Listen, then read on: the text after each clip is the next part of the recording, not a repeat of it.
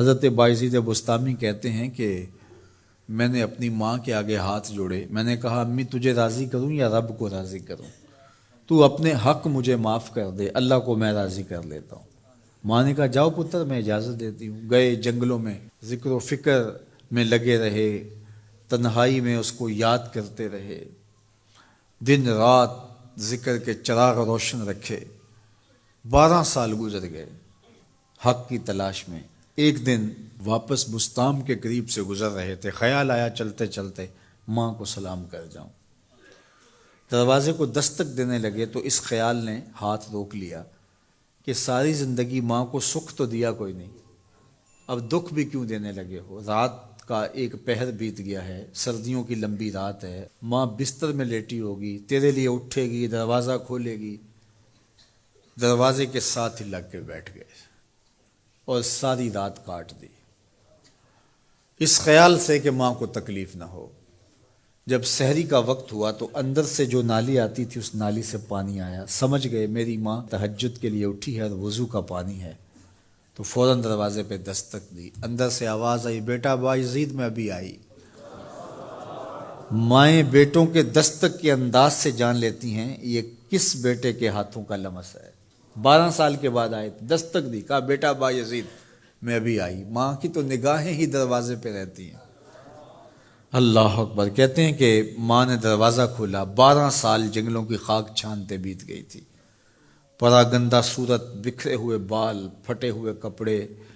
میری ماں کی جب نگاہ میرے پہ پڑی تو اس کی چشمان سے موٹے موٹے آنسو ٹپکنے لگے، اور اس نے ایسے ہاتھ پھیلا کے کہا مالک میرا بیٹا بایزید تیری طلب میں نکلا تھا، تو نے ابھی تک اسے اپنا قرب نہیں دیا۔ حضرت بایزید بستامی کہتے ہیں 12 سال کی ریاستوں سے جو کچھ نہیں ملا تھا ماں کے اٹھے ہوئے ہاتھوں سے مل گیا۔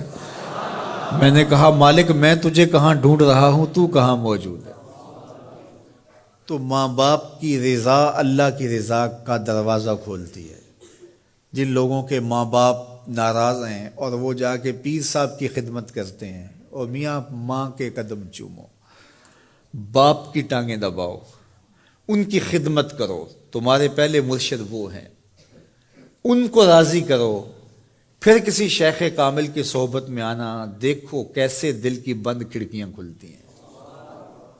ایک مرشد تو ناراض کر رہا ہے اور دوسرے مرشد سے تمہیں کیا ملے گا؟ تو راستہ یہیں سے کھلے گا۔ والدین کو کبھی ناراض نہ کرو، والدین کو کبھی دکھ نہ دو، والدین کو کبھی تکلیف نہ پہنچاؤ، اور والدین کو بھی چاہیے کہ اپنی اولاد کو اپنا نافرمان نہ بنائے۔ ایک بزرگ فرماتے ہیں کہ مجھے برابر 30 سال ہو گئے ہیں کہ میں اپنی اولاد کو کوئی حکم ہی نہیں دیا، کوئی حکم نہیں دیا۔ کوئی چیز مجھے چاہیے بھی ہوتی ہے تو میں بصیغہ امر نہیں کہتا، بلکہ ایسے ہی بات کر رہی ہے۔ پانی چاہیے تو یہ نہیں کہتا بیٹا پانی لے کر آؤ، میں ویسے کہتا ہوں پیاس لگی ہوئی ہے، تو اگر وہ سمجھ جائے اور وہ خود لے آئے تو اچھی بات ہے، لیکن اگر وہ نہ لائے تو میں نے اس کو حکم ہی نہیں دیا، امر ہی نہیں کیا، تو اس امر کی مخالفت ہی لازم نہیں آئے گی۔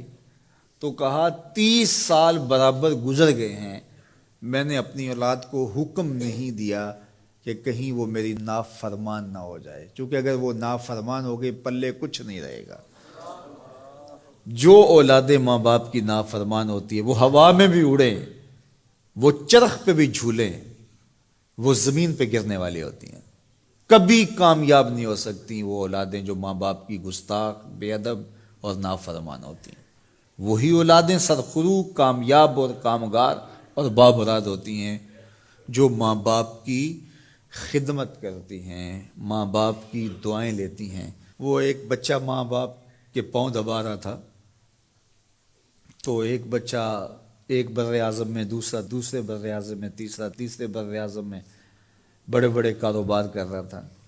تو کوئی اس کا دوست ملنے آیا، اس نے کہا کہ اس نکمے کو بھی کہیں بھیج دو، فلاں جو ہے وہ یورپ میں ہے، فلاں امریکہ میں ہے، وہاں اتنی بڑی کمپنی اس نے کھولی ہوئی ہے، اس نکمے کو یہاں بٹھایا، اس کو بھیج دو، یہ تو نکمہ کسی کام کا نہیں۔ کہا یہ نکمہ ہی تو میرے کام آ رہا ہے، کہ نکمہ ہی تو میرے کام آ رہا ہے۔ تو اولاد خوش نصیب ہے کہ اپنے ماں باپ کی خدمت کرے، اور ان کے ساتھ حسن سلوک کرے۔